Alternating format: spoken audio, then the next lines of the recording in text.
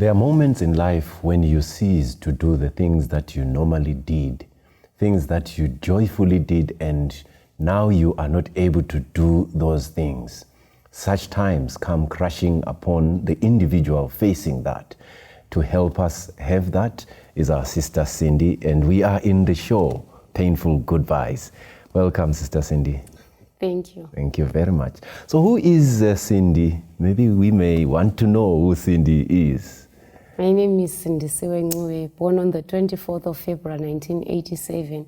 I grew up in Pinga Rural District under Chief Snamagonda at Chuzia village. That's where I grew up there. And also I attained my higher national diploma in human resources management at Bulawayo Polytech. Okay, that's Sindisiwe. What does she like? I like to socialize with a lot of people that I meet. And when I meet someone who is distressed or whose soul is down, I usually talk with them so that when we depart, that person's soul will be healed and give that person hope. I also like to play with kids and also to evangelize and also to work for the Lord. Thank you. Beautiful, beautiful. So would you mind to tell us about your early childhood days? How were they like? Maybe you can describe them. Oh, my early childhood days were so good, but however, I've lost some of the memories of my early childhood. I went to school at Chuzia Primary School from ECD up to grade 5. Then I had to transfer to Ncube Primary School in Bulawayo for my grade 6 and grade 7. That's when I became part of the netball team at Ncube Primary School. And there was a lot of competition compared to the rural schools. So I enjoyed being one of the students there, and I was also one of the top students at Ncube Primary School. Okay, so you used to play netball, and it was a very interesting I was the sport. goal shooter for our team. Okay, if only I knew what a goal shooter is, but I imagine that's the person who's close to the goal. Yeah, always aiming to shoot so that we can move on as a team. Thank you very much. Thank you very much. Maybe what were the most joyous moments in your childhood that you can share? The most joyous moments in my childhood, it was the time when I moved here to Bulawayo, when I was able to mingle up with a lot of students, and also I was no longer walking a long distance to school because at home, I usually used to walk 6 kilometers or so to my primary school, but here in Bulawayo, it was just a kilometer or so. So it was good, and there was a lot of competition. Each and every month, we used to write the test. So I was motivated to keep on reading so that I could aim higher and also be one of the best students within my family. Because my father usually gave us some presents. The one who excelled well, he didn't even look at the grade which you are in. As long as your marks are good, you're going to be awarded with a present. So we're always fighting for that position. So that you can get a present. Yes. I remember being one of the students, we usually went to our public library at Makwekwe so that we can get some novels, so that we can read and be able to write compositions, because at rural schools, it's hard for you to write English, the normal English. So because our teachers, they just don't teach us the way here in Bulawayo we're being taught. So I made a lot of competition that encouraged me to read many novels. Okay. So besides the schoolwork, since you loved your schoolwork, besides the schoolwork, you spoke about netball. What other sporting activity did you like? I liked netball and also athletics, though by that time I was not yet part of the school team. But I usually went there to support them and also for some exercises. Did you run, or even if you're not part of the school? Yes, I usually. How fast did you run? I was fast. You were fast. So maybe when we are saying maybe there was number 1, number 2, maybe we're number 3, number 4, what number? Maybe out of 10 people. At primary level, I was always with me, number 7 to 8. But that changed when I went to secondary school at Sizani, because we've got a PE class. Okay. So we were usually practicing and practicing. Okay. And I ended up being one of the participants for athletics team. Okay. I was one of... So then you graduated into the yes, athletics I graduated team. from being number 8 number 8 to being part of the top athletics 3. Top 3. Okay. So whenever there was number 1, 2, 3, you were part of those. Yes. That's very beautiful. Is there any other memorable thing that you can think about? Yeah, it was the time when we went to compete at White City Stadium. That was the great moment for me because I participated there and I came up number 3. 3,200 meters. Oh, beautiful, beautiful. Soon after the break, we'll hear more about her story and how she managed to maneuver through the difficult alleys of life.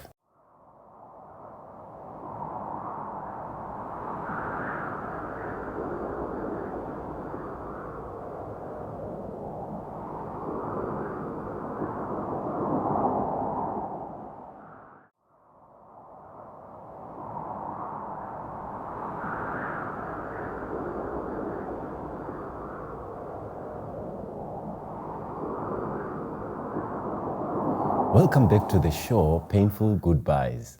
And we have been listening to this story. Cindy has shared with us how joyful it was when she came to the city in Bulawayo to do her studies.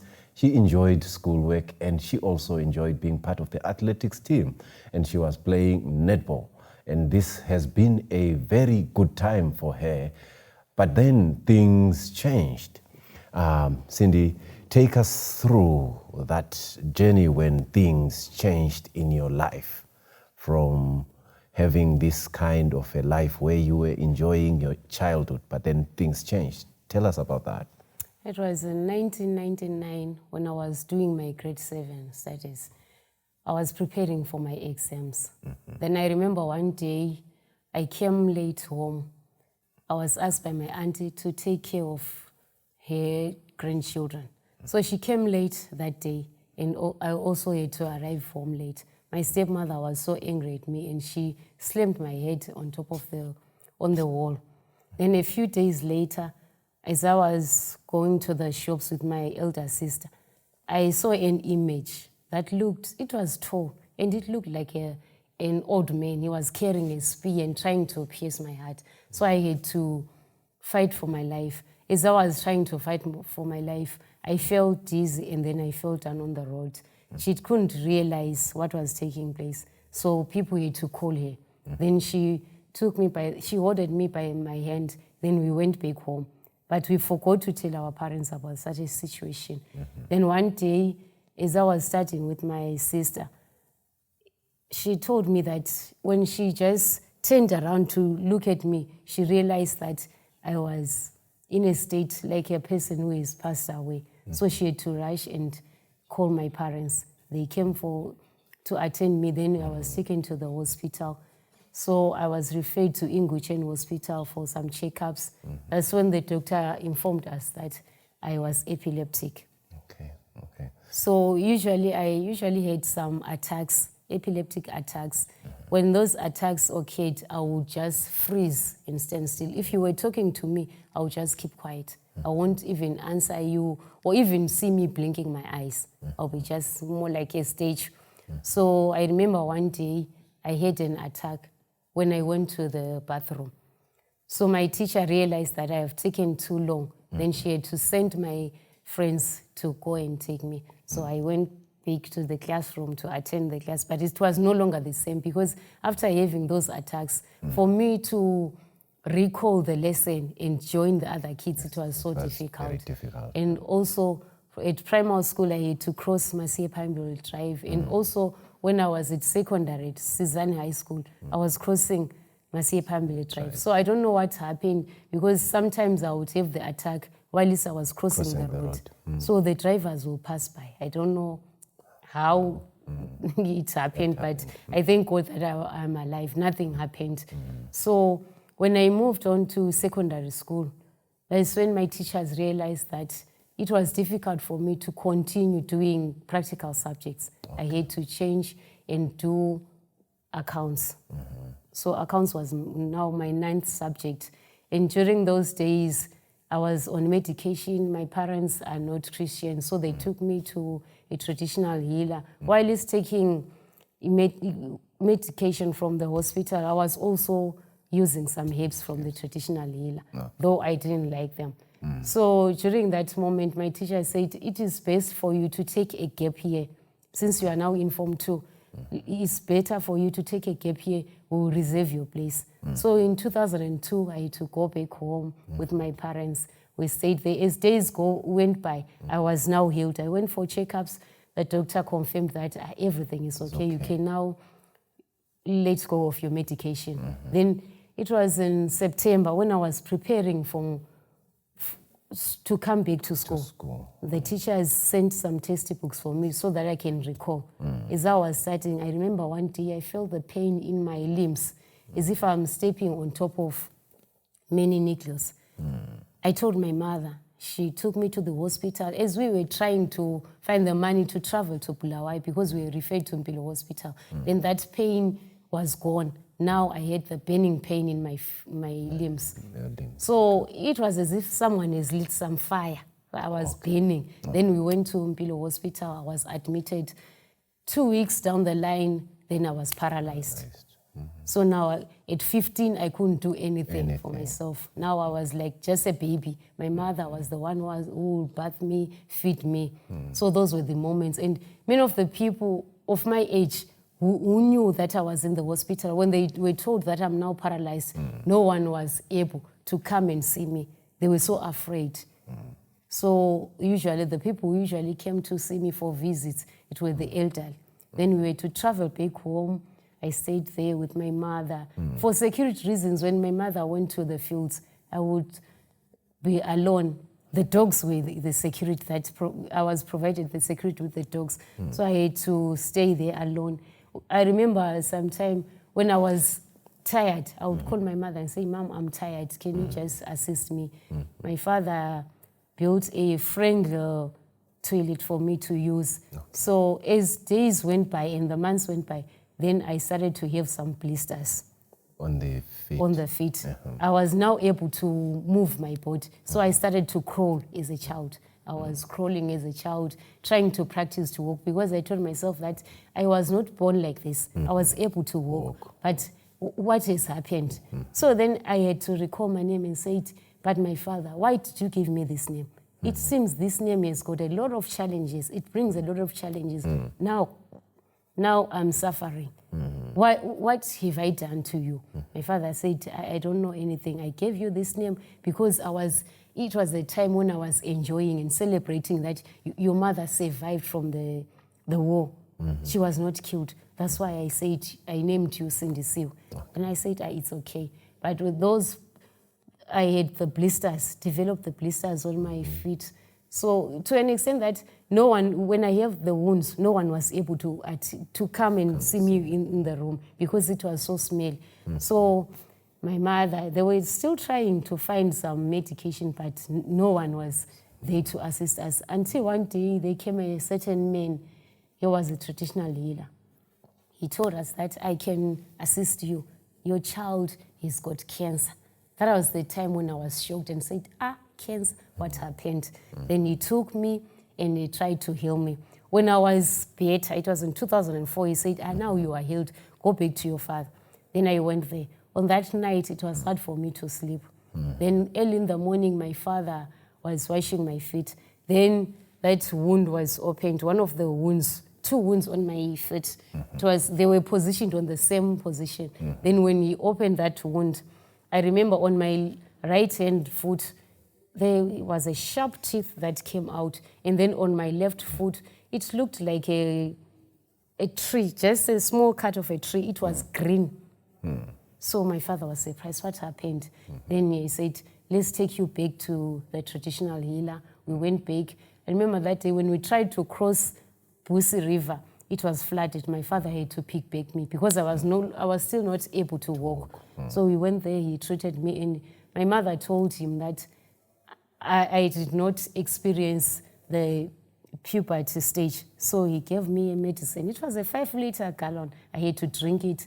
And I drank it. You know, when someone gives you a medicine and say it's going to heal you, you are going to drink it with more power, hoping that it's going to assist you. So I took that medicine. A few days later, and I saw my body was being cleansed. My mother took me to the doctor. He checked me and said everything is okay. But the challenge I've discovered is that of all these years, you didn't have blood. That's why you didn't experience puberty stage.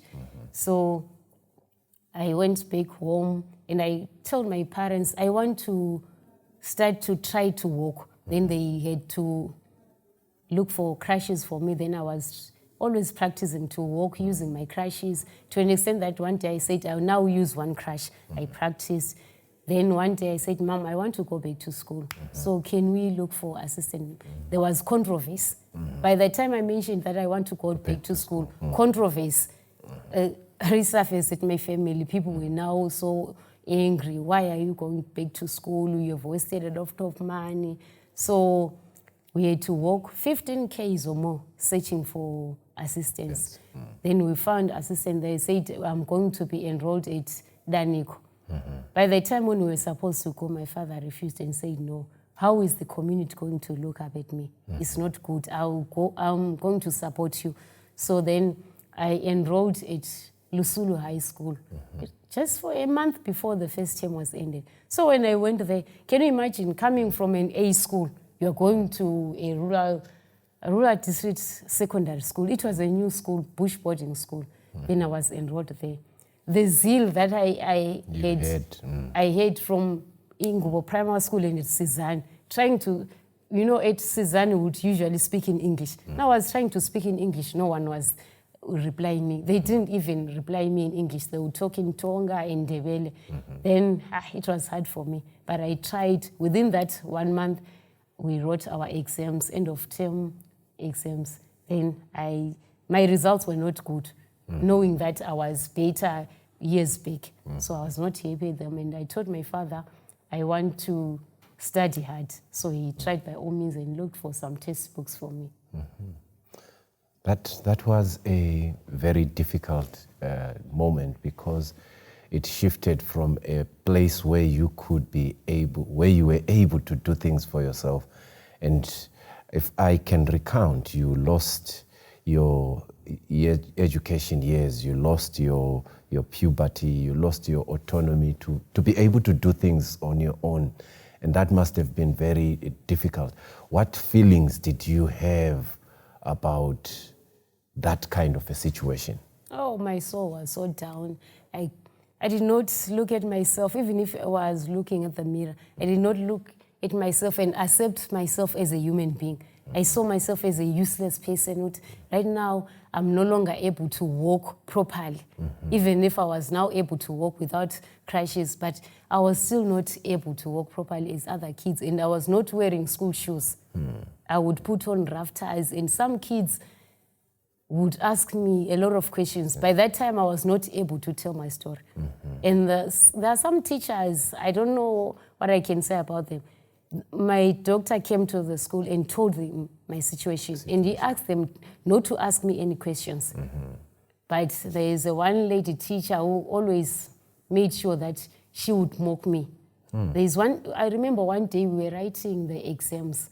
She said, at school the rules say you are supposed to wear full proper school uniform. Then you are wearing rough ties, you are not going to an exam. Yeah, he said, I will allow you to write the exams, but I will see how you are going to leave the room. So she took away my rough ties. Then my classmates said, what we have done, we're not going to assist here. They just left our exam room and went to the DH until our matron asked, where was I? Then they told her that I was still at the exam room. She had to come and fetch me. So because I was not able to walk without putting on shoes, that was the experience that I had to come across during that time. That was a tough and hard experience. And it must have crushed your soul because you are coming from a place where you are laughed at by your friends, and now this is your teacher, and the teacher does that kind of a thing. Now, when we come after the break, we are going to look at issues that have helped Cindy to become the person that she is and to be able to share her story. Please don't go away. We are right here in the show, Painful Goodbyes. It's painful to say goodbye. It's hard to say I miss you. The time of thought is through some grooves. I need you now, dear Lord.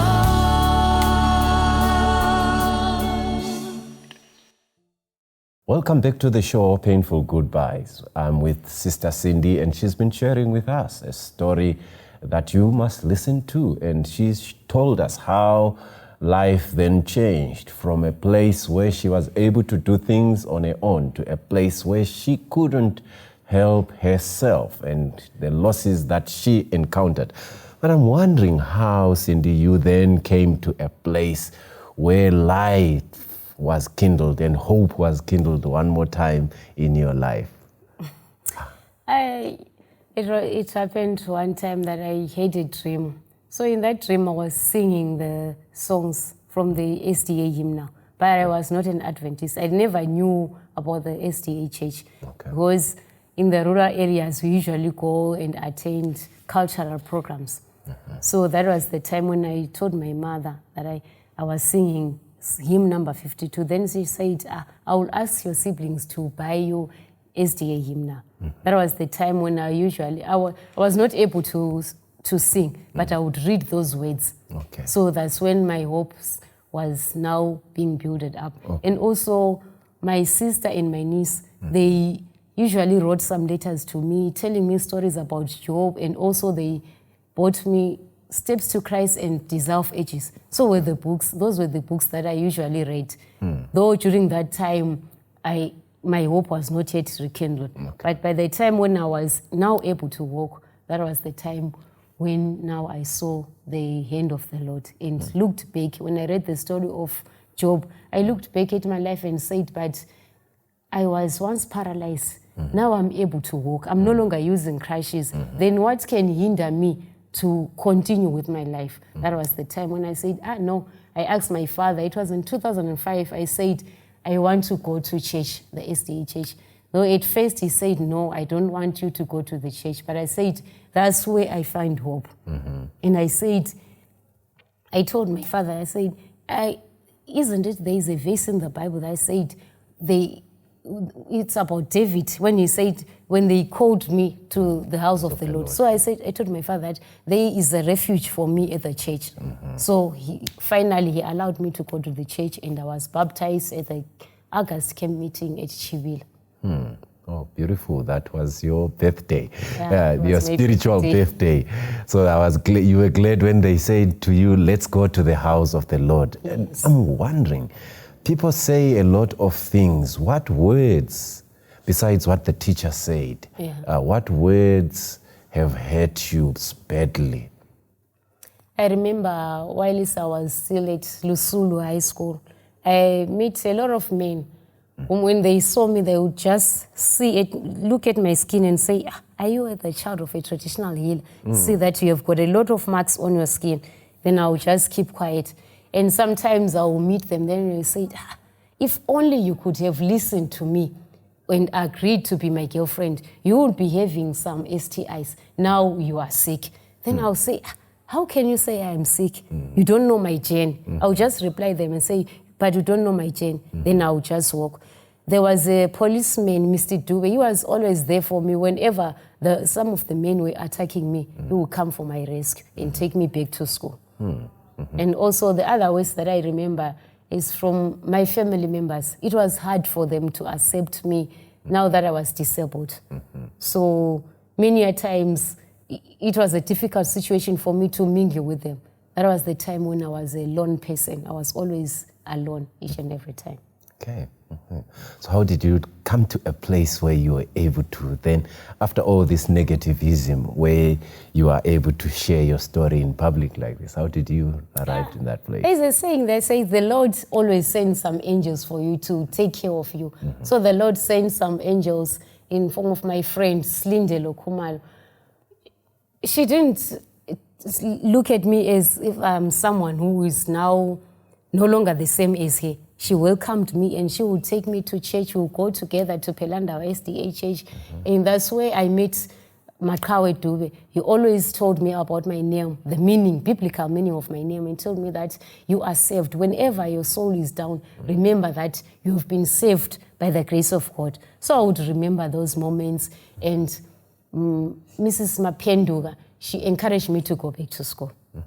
Those were the people who were there for my life. Then I went back to school. I had to write my O-level exams again so that I can have 5 O-levels. Then I had to enroll at Bulawayo Polytech College. Beautiful, beautiful. So this seems to be your support system, and these are the people that have lifted you from a place of being disappointed to a place of happiness. And I understand very well that you may have other people who are part of your support system. Besides these that you have mentioned, what else helps you besides the individuals that we are talking about? What helps me is to mingle with other people who are disabled, just like me. So when we share our stories, you become part of that group, and you're able to accept yourself and realize that I'm not better than the other one. So we are the same. I've got a community, and during that time at college, I was part of the Bulawayo Polytechnic Paralympic team and also Bulawayo Paralympic team. We competed at the national level. So those were the moments that kept me going. Then I said, there are some people who are disabled. Their situation is more than mine. So they are able to do other things and they are well educated. Why can't I also do the same? Okay. Oh, that's very, very beautiful. So somebody may be in your situation and they're thinking, let me throw in the towel, and things are very hard. What words of hope can you give to that kind of a person as a parting shot? To the viewers, what I can say is that during the time when I was epileptic, there was a time when I almost committed suicide, but my sister was at my rescue, so I didn't do that. Whenever you come across some trials and tribulations in life, you might think that that's the end of the road. But what I can say is that you have to look yourself at the mirror and say, I am fearfully and wonderfully made. I've got different talents that I have. Accept those talents and accept who you are. If you don't accept yourself and love yourself, no one is going to do that for you. So you have to accept yourself and move on in life and aim higher. As I was throwing javelin, I was always aiming higher and higher. And for your own information, I got a lot of awards, gold medals, silver and bronze when I was participating as one of the Paralympic members. Thank you very much, Cindy, for sharing your story. For me, Cindy, and the crew behind the scenes, it's a wrap. Let's meet next time.